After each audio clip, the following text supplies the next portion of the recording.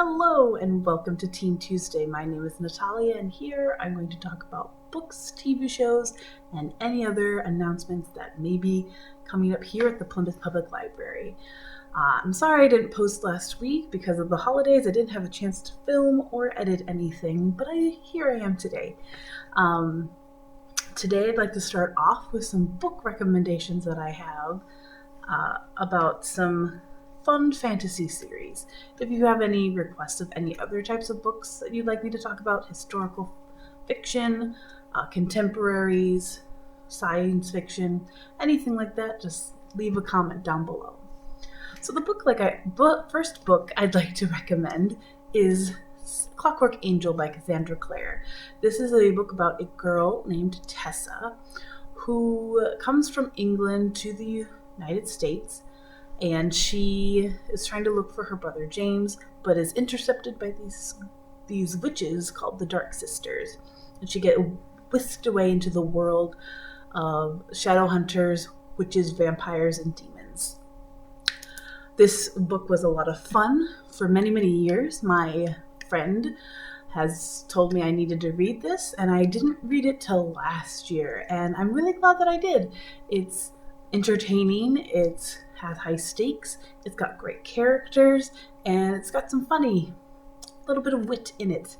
This does take place during Victorian England, and I recommend this because it is a lot of fun.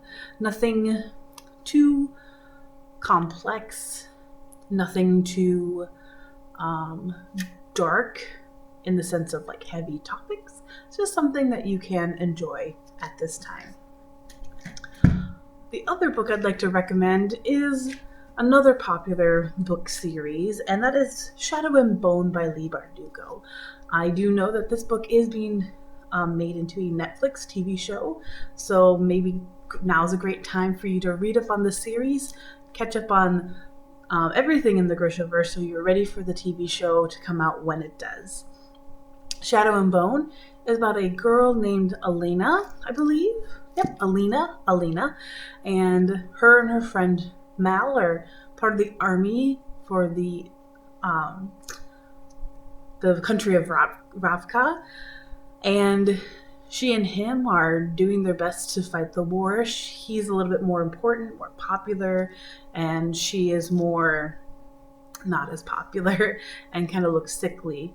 And it's discovered that she has magical powers. She can control light.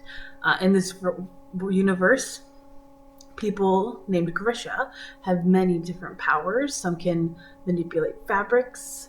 Some can manipulate the human body by like either changing the way that you look or bringing people back to life, killing people. But Alina here can control light, and she is she's taken notice because of this, because it's a very rare power, and this person named the Darkling, who is in very high powers and basically second to the king almost, takes notice to her and brings her to the royal palace, the little palace in Ravka, the main capital of Ravka, and things go from there. That's the best that I can explain it without spoilers. This book is a good introduction into fantasy because the magic system is very easy to understand. There's actually, I believe, like there is a little thing in the front that explains the powers and what they're called in case you forget what they are as you're reading. But everything is explained very, very well. And I really like Elena as a main character because she isn't very confident in her abilities, but she's trying her best to live her life the way she can, and her abilities and herself. But I highly recommend this book, and like I said, read up on the entire series here in the library, and you can catch up before the show comes live. And right now you can get any of these books that I'm going to talk about, or even the TV show I'm going to talk about here at the library, either through requesting on Monarch Catalog or seeing if you can get it through Hoopla, RB Digital, or RB Digital, or Overdrive. Sometimes it's a lot to remember how many items and services that we have. It's kind of crazy.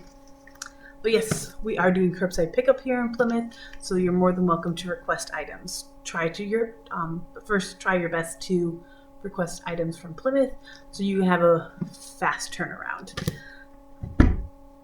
All right, and then I'm going to talk about one of the books I'm kind of excited to read this month, just because it's nothing grandiose. It's kind of fun. It's kind of fluffy. I actually have some large reading plans this year, and that's me. Not this year, this year, but also this month. And I'm excited to read 13 Little Blue Envelopes by Maureen Johnson. And this, I'm not entirely sure what it's about. I just really like the title. I'm not the biggest fan of this cover. Like, it's a fine cover and everything, because I do like that it has like a little bit of a London stamp and this around here, but there's this other cover that I'll put here that I like a lot better, and that cover really just piqued my curiosity. And so I'm going to read from the side flap that says, inside Little Blue Envelope 1 is $1,000 and instructions to buy a plane ticket. In envelope 2, there are directions to a specific London flat. The note in envelope 3 tells Ginny, find a starving artist. Because of envelope 4, Ginny and her artist, a playwright thief bloke about town called Keith, go to Scotland together, and with somewhat disastrous, though utterly romantic, results. Ginny isn't sure she'll see Keith again and definitely doesn't know what to think about him. Could the answer be in the envelopes? And then it's like a big traveling story where Ginny and Keith go tramping, Ginny and Keith go traveling throughout